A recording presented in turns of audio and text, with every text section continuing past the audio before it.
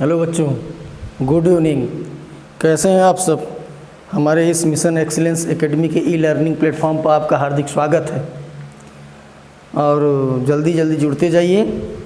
आज हम लोग न्यूमेरिकल इसका ख़त्म कर देते हैं, वेक्टर एनालिसिस का, और कल आपका प्रोजेक्टाइल मोशन चलेगा। प्रोजेक्टाइल मोशन मीन्स प्रक्षेप्य गति। ये मत सोचिए कि कौन से चैप्टर से क्या किस चैप्टर से चल रहा है, ऐसा नहीं है। आपके कोर्स का ये, इसके बाद आपको एनसीईआरटी बुक थी नहीं मेरे पास, तब एनसीईआरटी बुक से ही अब करवाया करूँगा एकदम चैप्टर वाइज, ठीक है। लेकिन ये भी आपकी बुक में ही है, चैप्टर में ही है, प्रोजेक्टाइल मोशन और ये वेक्टर एनालिसिस, ठीक। इसके बाद जो होगा उसको देखते हैं, तो सब लोग जुड़ जाइए, ठीक है। Good evening all of you. जैसे हम लोगों ने उस दिन सवाल किया था, थोड़ी सी कुछ दिक्कत हो गई थी, इसलिए 24 मिनट का ही बन पाया, 24-25 मिनट का। आज भी केवल 3 ही 4 करेंगे, उसके बाद में ये ख़त्म हो जाएगा। कल हमारा बहुत ही इंपॉर्टेंट टॉपिक चलेगा, प्रोजेक्टाइल मोशन। प्रक्षेप क्या है और प्रक्षेप गति क्या है, ये हम बताएंगे कल आपको। आज न्यूमेरिकल और कुछ देख लेते हैं थोड़ा सा अच्छा। और जिसको जो भी न्यूमेरिकल की दिक्कत होती है वो व्हाट्सएप पर या फिर इसी लाइव चैट में या कमेंट में हमको कर दिया करिए कि सर ये न्यूमेरिकल, या व्हाट्सएप नंबर है ही मेरा ग्रुप में, तो व्हाट्सएप नंबर भी कर दें, व्हाट्सएप पर भी कर देंगे तो मैं बता दिया करूँगा। मैंने उस दिन बताया था कि सवाल आपका हो रहा था, कुछ न्यूमेरिकल और है, देख लीजिए। जिसे कहा गया कि सिद्ध कीजिए कि सदिश वेक्टर ए बराबर, जो भी सवाल हो सवाल नंबर आप डाल लीजिएगा, कि सिद्ध कीजिए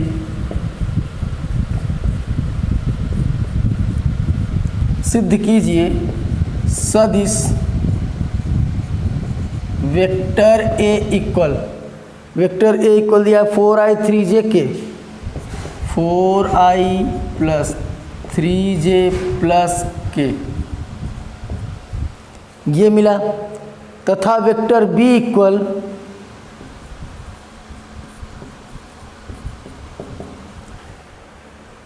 12i + 9j, 12i + 9j + 3k परस्पर समांतर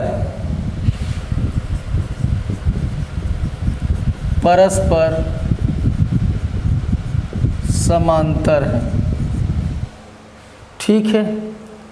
अब समांतर की बात कहा, गुड इवनिंग। चलिए देखिए, पहले समझिए, ना समझ में आए तो बता दीजिएगा कि सर समझ में नहीं आया। कहा परस्पर समांतर है, तो जब लंबवत कहता है तो हमारा डॉट प्रोडक्ट क्या हो जाता है, डॉट प्रोडक्ट 0 हो जाता है, ठीक। जब लंबवत कहेगा तो डॉट प्रोडक्ट 0, और समांतर कहेगा तो क्रॉस प्रोडक्ट हो जाता है। तो किसकी बात कर रहा है? परस्पर समांतर होने की बात बता रहा है कि समांतर है, यही सिद्ध करना है कि समांतर कैसे हैं ये। तो समांतर के लिए हम क्रॉस प्रोडक्ट का यूज करते हैं, और लंबवत के लिए हम किसका प्रयोग करते हैं? डॉट प्रोडक्ट का। तो जो दिया गया है, हमको ए और बी दिया ही गया है। यहाँ सॉल्यूशन में हम लिख लेते हैं कि वेक्टर ए इक्वल दिया गया है 4i + 3j + k, and vector B equal 12i + 9j + 3k। तो इसका निकालते हैं हम क्या? Vector A cross vector B, vector A cross vector B इसका निकालते हैं। तो vector A cross vector B जब निकालेंगे तो होगा, पहले यहाँ लिख देते हैं i कैप, j कैप और k कैप। अब पहले वेक्टर ए के कोएफिशिएंट, ए का सब लिख लेते हैं। i का कोएफिशिएंट क्या है? 4, j का 3, k का 1, b का यहाँ क्या हो जाएगा? 12, यहाँ 9, यहाँ 3। ये हम जानते हैं, ये प्लस होता है, ये माइनस होता है, ये प्लस होता है, जानते हैं। अब इसको सॉल्व करते हैं, तो vector A cross vector B equal, सबसे पहले किसको लेते हैं? आई को। जब आई को लेंगे, कैप आई को, तो आई के सामने वाला और आई के नीचे वाला हटेगा, ये और ये हट गया तो यही मिला ना। तो 3 तिरिक्का 9 माइनस 9, 9 1 9, माइनस आ गया तो माइनस जे लिख लेंगे।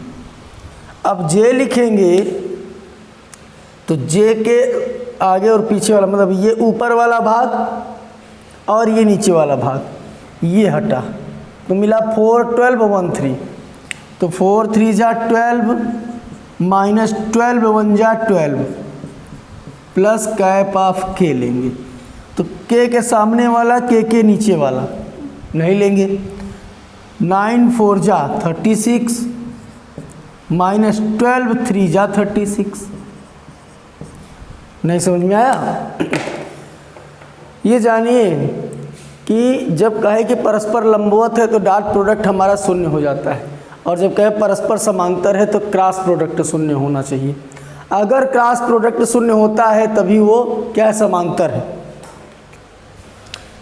तो पहले आई को लेंगे तो आई के सामने वाला आई के नीचे वाला खत्म। 3 तिरिक्का 9 9 1 9, माइनस था तो माइनस कैप ऑफ जे या जे कैप तो जे कैप लिख लिए।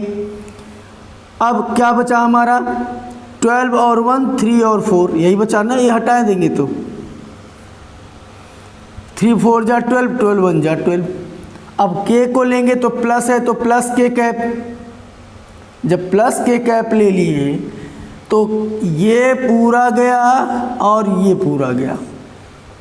अब यही बचा है, इसका मल्टीप्लाई इसके साथ, इसका मल्टीप्लाई इसके साथ। 9 4 जा 36 4 3 जा 12 3 जा 36। तो ये सब कैंसिल हो गया ना, तो क्या मिला हमको, 0 मिल गया।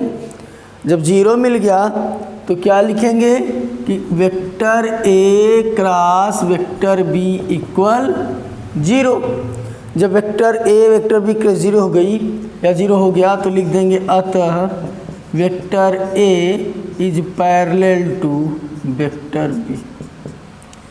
इसलिए वेक्टर ए जो है वो वेक्टर बी के क्या है, समांतर। क्लियर हुआ? समझ में आ गया? ना समझ में आया हो तो फिर से समझा दूँ। था कुछ नहीं, कहा कि सिद्ध कीजिए सदिश वेक्टर ए बराबर 4i plus 3j plus cap of के तथा वेक्टर बी बराबर 12i plus 9j plus 3k परस्पर एक दूसरे क्या है, समांतर है।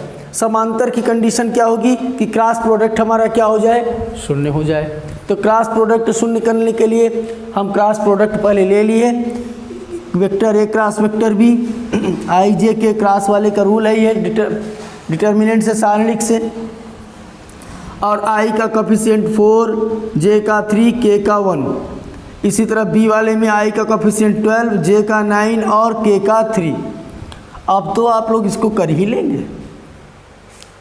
क्लियर हो गया? आइए कुछ और अच्छा देखते हैं, वीडियो रोक के इसको नोट कर लिया करिए।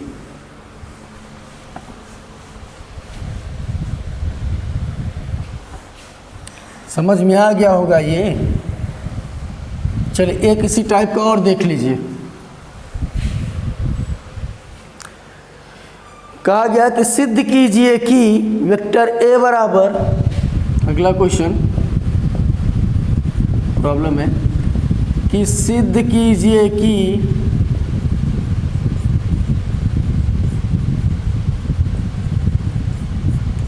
वेक्टर ए बराबर कैप आई प्लस कैप जे प्लस के कैप, आई कैप जे कैप के कैप तथा वेक्टर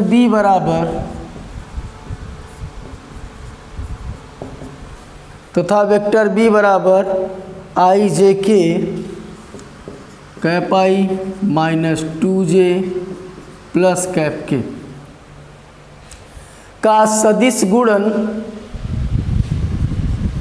का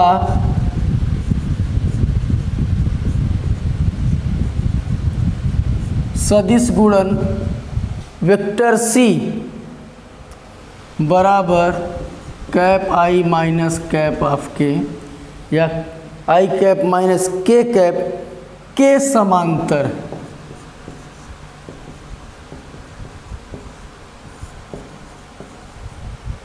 ये दिया गया कि सिद्ध करना है कि वेक्टर ए और वेक्टर बी का सदिश गुणन जो वेक्टर सी है वह ए और बी के क्या है, समांतर है, मतलब वेक्टर सी वेक्टर ए और वेक्टर बी के क्या है, समांतर है।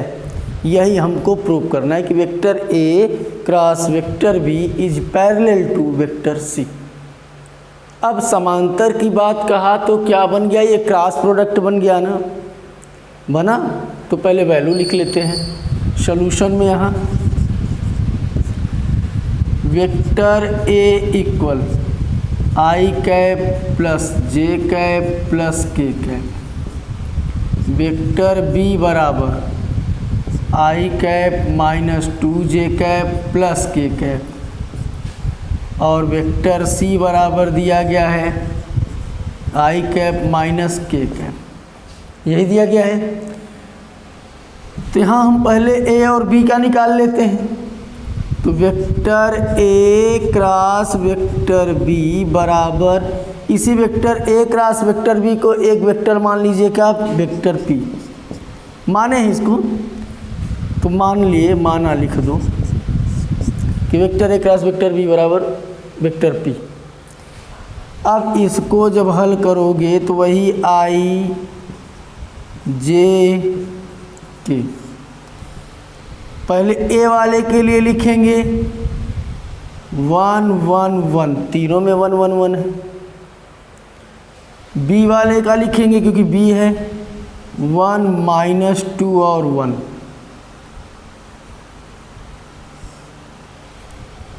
मिल गया। अब इसको सॉल्व करेंगे अगर, तो वेक्टर p इक्वल, पहले क्या लिखेंगे आई, क्योंकि ये प्लस है, ये माइनस है, ये प्लस। तो पहले हम आई कैप लिख लिए, आई कैप लिखेंगे तो 1 1 जा 1, यही होगा भाई, ये जाएगा और ये जाएगा, तो 1 में 1 का करेंगे 1, माइनस और माइनस का क्या हो जाएगा प्लस 2, 1 प्लस 2 मिल गया भाई। 1 जा 1, माइनस 2 1 जा माइनस 2, और यहाँ ऑलरेडी माइनस 1 होता है, तो माइनस माइनस मिल के क्या बन गया प्लस। यहाँ माइनस जे लिखेंगे, जे लिखेंगे तो ये 1 का इस 1 के साथ, ये 1 का इस 1 के साथ, तो 1 1 जा 1 माइनस 1, प्लस क्या लिखेंगे कैप के लिखेंगे, के लिए 1 का 1 के साथ, माइनस और माइनस प्लस बन जाएगा 2 1 जा 2। समझ में आया?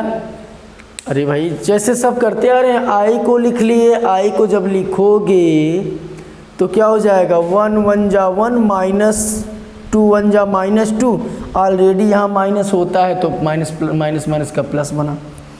जे को लिए 1 और 1, देखो इसको हटा लेंगे तो 1 1 1 1, तो 1 माइनस 1। के को लिए तो ये गया ये गया, तो क्या मिला माइनस 2 1 जा, क्या हो जाएगा माइनस 2, जैसे आप चाहे 1 1 जा 1 माइनस 2 1 जा माइनस 2 करिए, नहीं तो आप अगर सीधा सीधा करना चाहते हैं जैसे सर हमको वैसे ही करना है, तो जब के को लिए, चलो फिर समझ लो, तो माइनस 2 का 1 में करोगे तो क्या हो जाएगा माइनस 2 होगा, और 1 का 1 में करोगे तो 1 हो जाएगा, आएगा वही। तो रखो 2 और 1 3i, ये तो माइनस 0j माइनस 3k, मिल गया इतना, मिला। तो अब ये क्या मिला वेक्टर p, जो vector a cross vector b का जो सदिश वेक्टर आया वो वेक्टर p हम माने थे, अब वही वेक्टर p क्या होना चाहिए, वेक्टर c के समांतर होना चाहिए। तो अब हम निकालते हैं vector p cross vector c। तो vector p cross vector c equal, यहाँ वही i j k, अब वेक्टर p का 3 0 माइनस 3 0 माइनस 3, वेक्टर c का 1 0 माइनस 1, क्योंकि यहाँ भी j नहीं है ना, j क्या है 0 है ना यहाँ भाई, cap I minus 0j cap minus k cap, J तो है नहीं तो इसलिए जे, यहाँ भी जे नहीं था, देखो जे 0 है तो कोई मतलब ही नहीं। अब इसको जब सॉल्व करेंगे हम तो वही प्लस माइनस प्लस। पहले किसको लेते हैं, आई को। आई को लेंगे तो 0 का -1 के साथ मल्टीप्लाई कराएंगे तो 0, 0 का -3 के साथ कराएंगे तो 0। माइनस अब किसको लेंगे, जे को। जब जे को ले लेंगे तो -1 का मल्टीप्लाई कराएंगे 3 में, तो -1 का 3 में कराएंगे तो -3। यहाँ बीच में माइनस होता ही होता है। जब 1 का -3 में कराएंगे तो -3 आएगा, और वो माइनस ये माइनस मिल के क्या बना देगा, प्लस। अब किसको लेना है, प्लस के कैप को लेना है।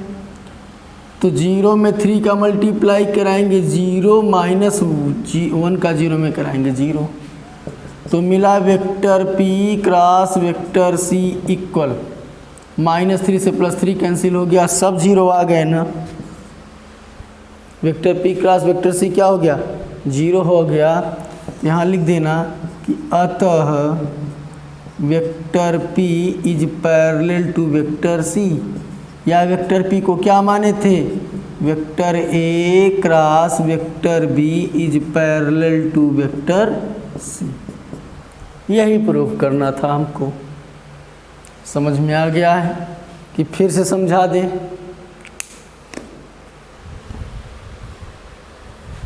अगर समझ में आ गया हो तो ठीक है, नहीं समझा देते हैं फिर से। चलो एक बार और देख लो। सवाल ये कहा कि सिद्ध कीजिए कि वेक्टर A बराबर आई कैप जे कैप के कैप तथा वेक्टर B बराबर I cap -2j cap plus K cap का सदिश गुणन vector C cap I minus cap के क्या है, समांतर है। मतलब कहने का ये है कि vector A cross vector B is parallel to vector C। यही प्रूव करना है हमको कि vector A cross vector B, दो सदिशों का जो सदिश गुणनफल है वह वेक्टर C के गुणनफल के क्या हो जाए, समांतर हो जाए। तो वही समांतर किए। तो सबसे पहले हम जो दिया था उसको लिख लिए, फिर vector A cross vector B लिख लिए, जिसको हम मान लिए कि इसका सदिश गुणन क्या है, वेक्टर P है। तो आई जे के, आई का आई के लिए 1, जे के लिए 1, के लिए 1, क्योंकि इन सब का गुणांक एक ही था। B के लिए 1 -2 1, तो 1 -2 1। अब वही आई को जब लेते हैं तो 1 का मल्टीप्लाई 1 में, 2 का 1 में, तो 1 1 जा 1 -2, और यहाँ माइनस पहले से होता है तो +2 हो जाएगा। माइनस जे, माइनस है तो माइनस जे को ले लिए। जब जे को लेंगे तो 1 का 1 में करेंगे 1, फिर 1 का 1 में करेंगे तो -1। फिर उसके बाद में कैप के का ले लिए, तो ये ऊपर वाला गया, ये नीचे वाला। -2 का 1 में करेंगे तो -2, ठीक, और 1 का 1 में करेंगे तो 1 माइनस में 1। 2 और 1 3 आई, माइनस कुछ नहीं बचा 0 जे -3 के। अब इसका किसके साथ, वेक्टर C के साथ हम क्रॉस प्रोडक्ट बनाते हैं। तो vector P cross vector C equal वही आई जे के फिर से दिए। अब इसके लिए पहले P है तो 3 0 -3, इसके लिए 1 जे है ये नहीं तो 0, के है तो 1 -1 माइनस के है ना तो -1। उसी को भी ऐसे निकालिए। आई को जब लेंगे तो -1 का 0 तो 0, 0 का -3 मल्टीप्लाई तो 0। जो जे को जब ले लेंगे तो -1 का मल्टीप्लाई 3 में -3, फिर 1 -3 माइनस का +3, प्लस कैप ऑफ के को लेंगे तो 0 का 3 में 0, 1 का 0 में 0। 3 से -3 कैंसिल हो गया। Vector P cross vector C बराबर 0। अतः vector P is parallel to vector C है, और वेक्टर P को हमने क्या माना था, vector A cross vector B is parallel to vector C। समझ में आ गया होगा। तो हम आगे चलते हैं, नोट कर लीजिएगा। कुछ है नहीं बेटा, इसमें क्या दिक्कत है इसको सॉल्व करने।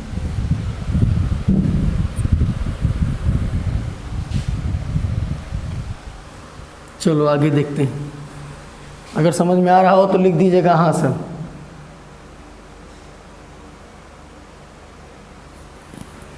चलो ठीक है, देखते हैं।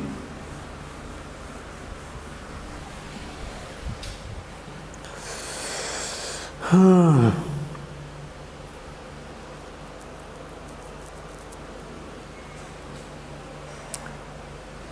जैसे ये कहा गया कि किसी कण पर 4I + J न्यूटन का बल लगाने पर वस्तु को, या बल लगाकर वस्तु को किसी कण पर 4I + J, किसी कण पर, जो भी सवाल हो, किसी कण पर 4I + J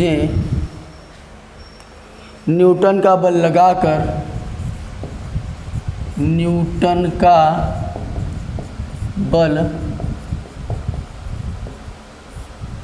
का बल लगाकर वस्तु को 3I + 2J, वस्तु को 3I + 2J metre, 3I + 2J metre से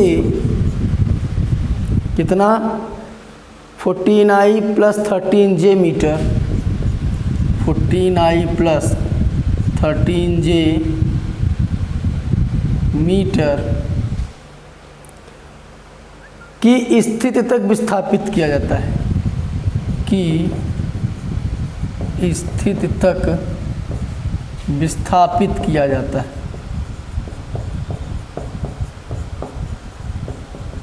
विस्थापित किया जाता है। बल द्वारा किए गए कार्य की गणना कीजिए। बल द्वारा किए गए कार्य की गणना कीजिए।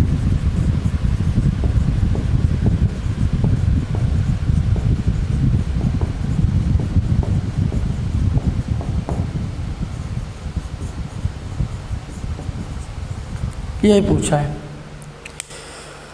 तो देखिए, विस्थापन क्या है जानते हैं आप लोग, सदिश राशि है। विस्थापन कैसी राशि है? सदिश राशि है। विस्थापन की परिभाषा क्या होती है ये जानेंगे। विस्थापन की परिभाषा क्या होती है पता है ना भाई? दूरी का तो पता ही है कि किसी गतिमान वस्तु द्वारा तय किए गए पथ के मार्ग की लंबाई को दूरी कहते हैं। विस्थापन के लिए अंतिम तथा प्रारंभिक स्थितियों के न्यूनतम बीच की दूरी को, अंतिम तथा प्रारंभिक स्थितियों के बीच की न्यूनतम दूरी को विस्थापन कहते हैं। तो अंतिम तथा प्रारंभिक स्थितियां यहाँ दो दी गई हैं कि एक कण पर इतने न्यूटन का बल लगाया जा रहा है। बल का मतलब क्या है आपका? F है।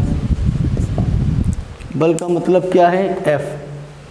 तो F मिल गया आपको कितना? 4I + J Newton. इसमें दो स्थितियां दी। R1 बराबर दे दिया गया, क्या दिया गया?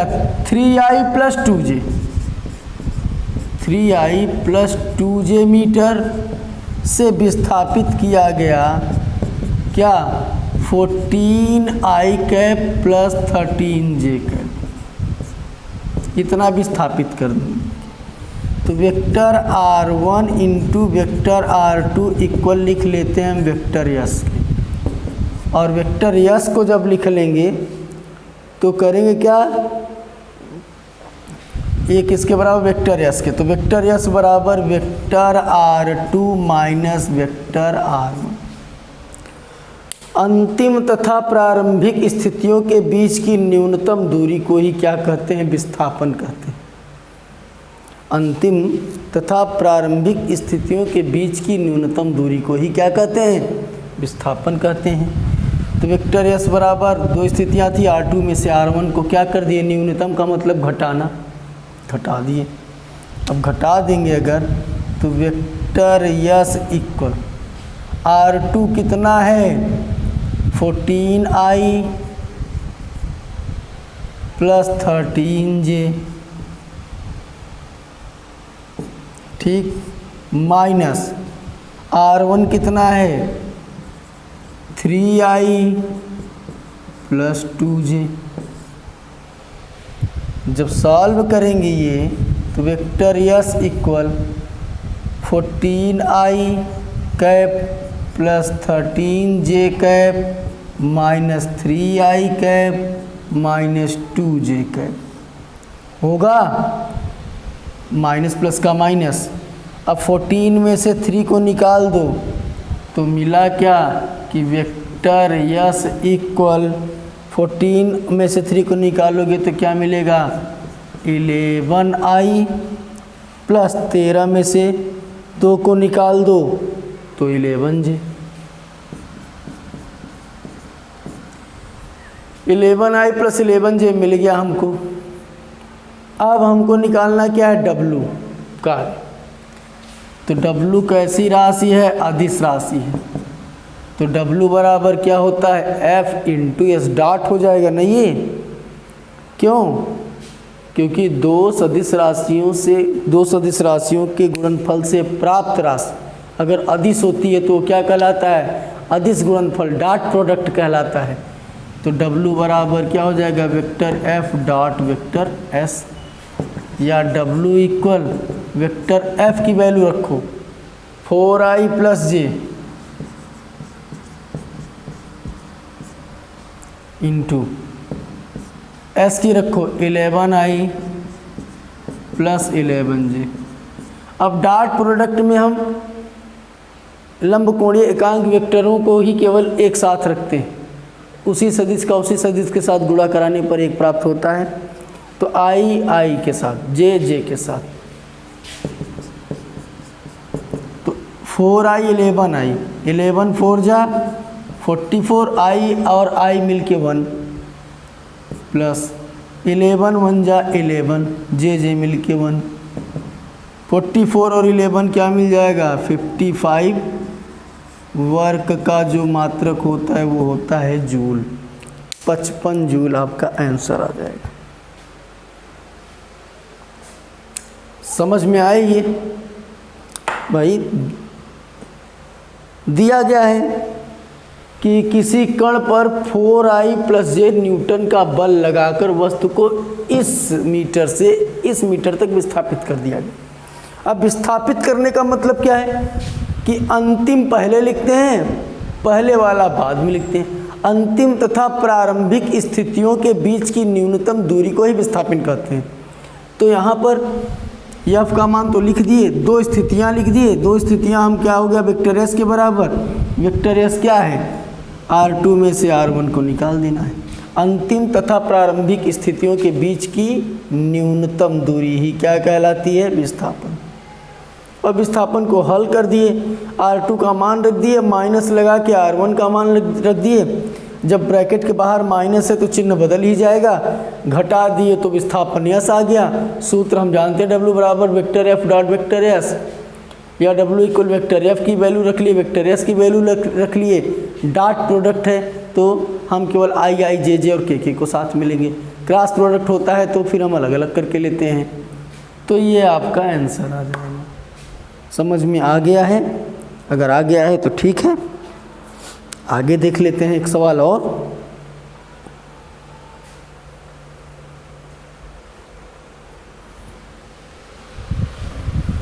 वीडियो रोक के नोट कर लीजिएगा, कम से कम प्रैक्टिस घर पे करिए कई बार, कुछ खास है नहीं ये सब।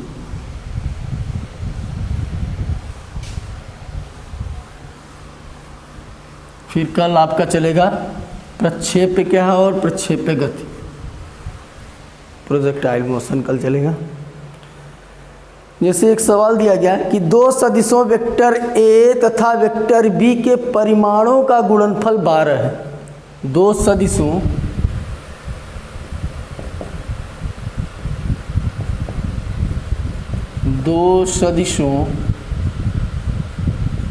वेक्टर ए व वेक्टर बी के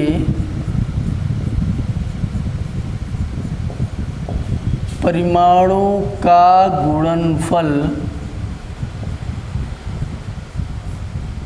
12 है। परिमाणों का गुणनफल 12 है। वेक्टर ए तथा वेक्टर बी का अदिश गुणनफल, वेक्टर ए तथा वेक्टर बी का अदिश गुणनफल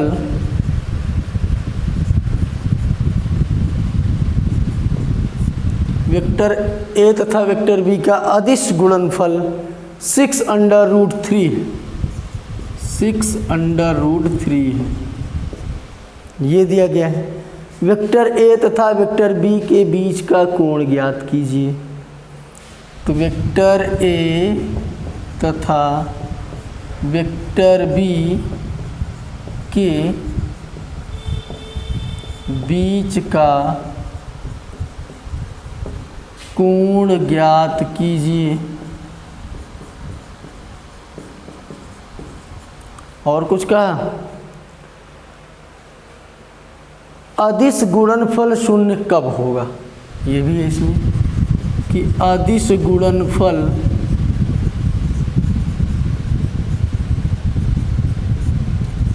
शून्य कब होगा।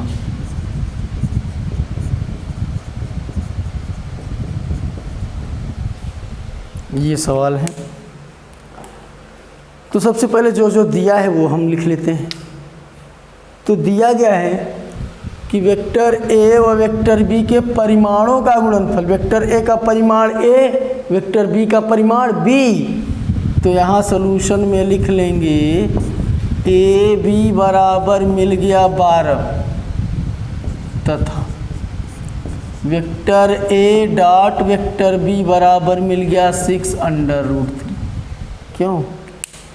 वेक्टर ए तथा वेक्टर बी का अदिश गुणनफल, तो डॉट प्रोडक्ट ना, ये मिल गया। और ए और बी के बीच का कोण थीटा हमको ज्ञात करना। हम जानते हैं कि vector A dot vector B equal A B cos theta होता है।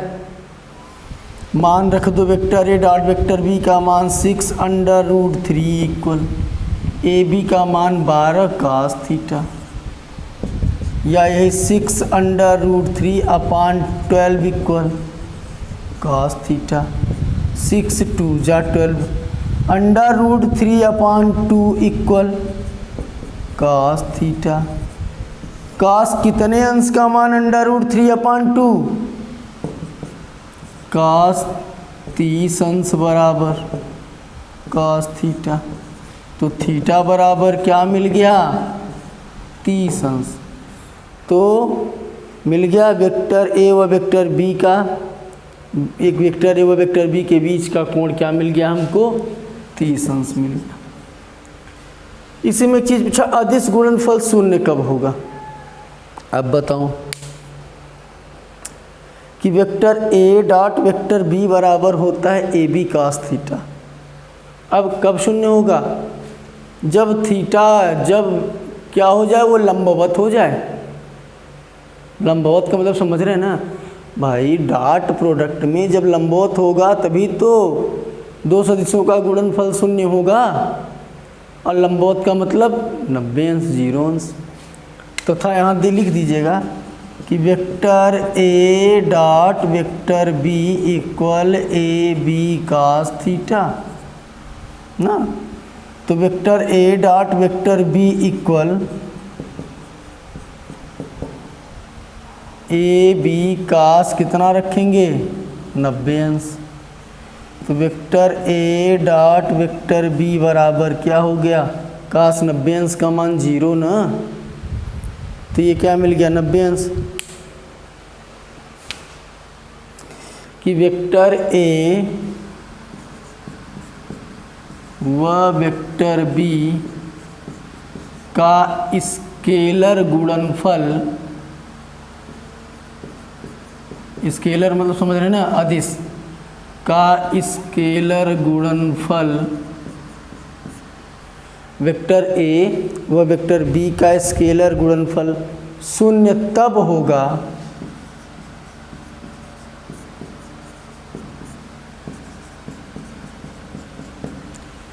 जब थीटा का मान 90 अंश होगा, या जब उनके बीच का कोण 90 अंश होगा।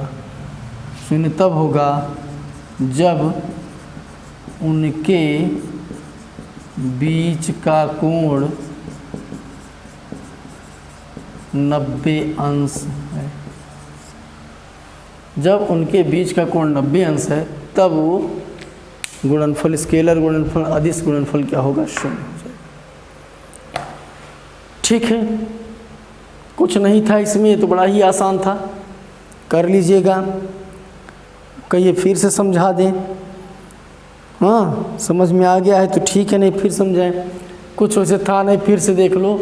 दो सदिशों वेक्टर ए व वेक्टर बी के परिमाणों का गुणनफल, वेक्टर ए का परिमाण ए, वेक्टर बी का परिमाण बी, तो ए बी बराबर 12। और वेक्टर ए तथा वेक्टर बी का अदिश गुणनफल, तो vector A dot vector B बराबर 6√3। तो वेक्टर ए तथा वेक्टर बी के बीच का कोण थीटा ज्ञात करना था। हम लिख दिए डॉट प्रोडक्ट है vector A dot vector B equal A B cos theta. Vector A dot vector B मिला ही है, ए बी मिला ही है, कॉस थीटा थीटा फाइंड करना है। 6√3 पक्षांतर कर दिए, भाग में आ गया 6 दूनी 12 √3/2 कॉस थीटा। कॉस 30 अंश का मान √3/2, ये कॉस थीटा, थीटा का मान 30 अंश नहीं आ गया। अब अगर थीटा का मान 90 अंश रख देंगे तो दो वेक्टरों का स्केलर गुणनफल क्या हो जाएगा? शून्य हो जाता है। कब होता है? जब उन दोनों के बीच 90 अंश का कोण बनता रहे। ठीक है, आज के लिए इतना ही। सबको शुभ रात्रि। और प्लीज़ सब लोग चैनल को सब्सक्राइब कर दीजिए, शेयर कर दिया करिए, जैसे कुछ लोग और पढ़ लें। ठीक है, और जो दिक्कत होगी कमेंट में, ठीक है, या फिर व्हाट्सएप पर मैसेज कर दिया करिए। ओके बच्चों, आज के लिए इतना ही। कल आपका चलेगा प्रोजेक्टाइल मोशन। Thank you. अच्छा, एक विशेष बात ये है कि जो न्यूमेरिकल लगाए गए हैं उनको आप लोग बार बार लगाइए, और अपनी बुक से भी लगाइए। जो नहीं आता वो हमसे पूछिए। ठीक, ओके, शुभ रात्रि। Thank you.